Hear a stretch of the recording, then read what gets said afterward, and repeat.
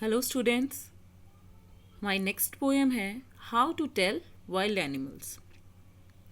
This humorous poem suggests some dangerous ways to identify or tell wild animals. ये humorous poem है, यानी सिर्फ fun सेक के लिए लिखी गई है और हमें सजेस्ट करती है कुछ ऐसे तरीके जिससे हम पहचान पाएँ कि वो कौन सा वाइल्ड एनिमल है. If ever you should go by chance to jungles in the east, and if there should to you advance a large and tawny beast, if he roars at you as you are dying, you will know it is the Asian lion. अगर आप by chance east के जंगलों में जाते हैं, east यानी कि हमारे स्टेट्स जो इधर की तरफ हैं, असम, सिक्किम, बंगाल, तो ये सुंदरबंस की बात अगर करें तो जो बंगाल के पास है, अगर आप उस तरफ कहीं भी जाते हैं and if there should to you advance a large and tawny, और आपकी तरफ एक लार्ज टॉनी बीस्ट आपकी तरफ अप्रोच करता है और आप पे रोर करता है, ऐसा रोर करता है आपको ऐसा फील हो कि आप मरने ही वाले हैं, तो वो आप जान जाएंगे कि वो एक एशियन लायन है. Or if sometime when roaming around a noble wild beast greets you with black stripes on a yellow ground, just notice if he eats you. The simple rule may help you learn the Bengal tiger to discern. और कभी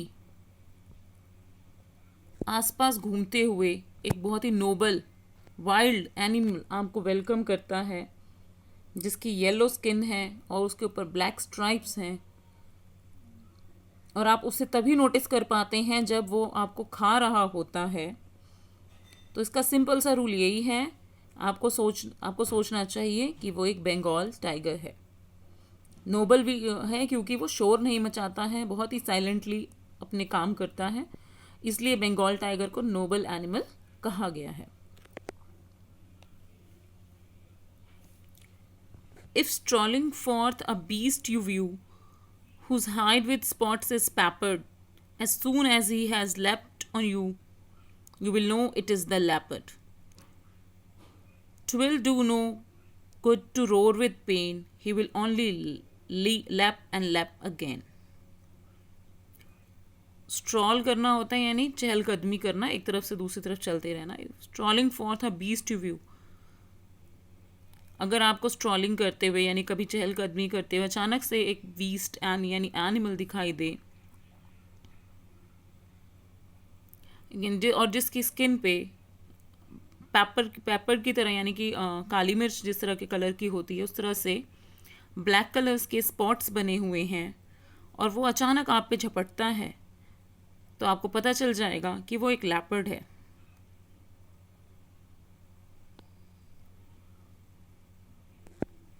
वो तब तक आपको नहीं छोड़ेगा जब तक आप उस दर्द में उस छटपटाते रहेंगे. वो आप पे दोबारा ही दोबारा अटैक करता रहेगा, जंप करता रहेगा.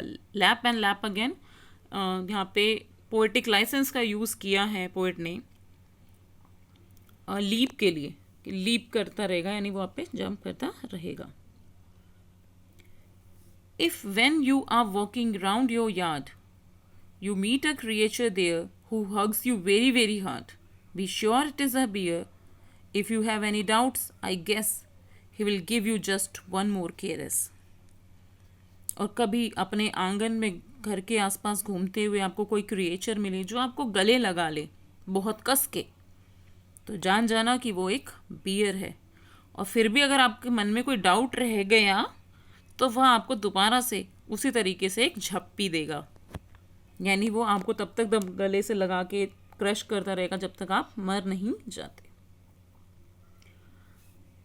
Though to distinguish beast of prey a novice might nonplus, the crocodile you can always may tell from the hyenas. Hyenas come with merry smiles, but if they weep, they are crocodiles. अगर आप animals को पहचानने की field में novice हैं, नौसिखियाँ हैं, new learner हैं,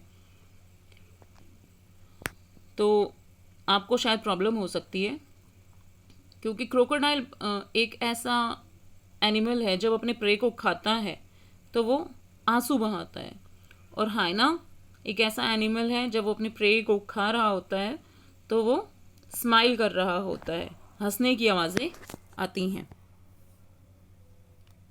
तो अगर आपने प्रे को खाते हुए अगर कोई एनिमल रो रहा है तो आप जान जाना कि वो क्रोकोडाइल है, और अगर अपने प्रे को खाते हुए कोई एनिमल हंस रहा है तो जान जाना कि वो हाइना है।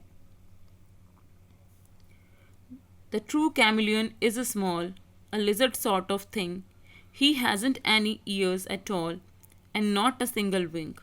If there is nothing on the tree, this the chameleon you see. एक असली कैमिलियन यानी गिरगिट छोटी सी होती है, एक लिजर्ड टाइप की चीज़ होती है। उसके कान नहीं होते और ना ही पंख होते हैं, और अगर आपको ट्री पे उस वक्त कोई भी एनिमल नज़र ना आए तो जान जाना कि कैमिलियन आपको देख रहा है।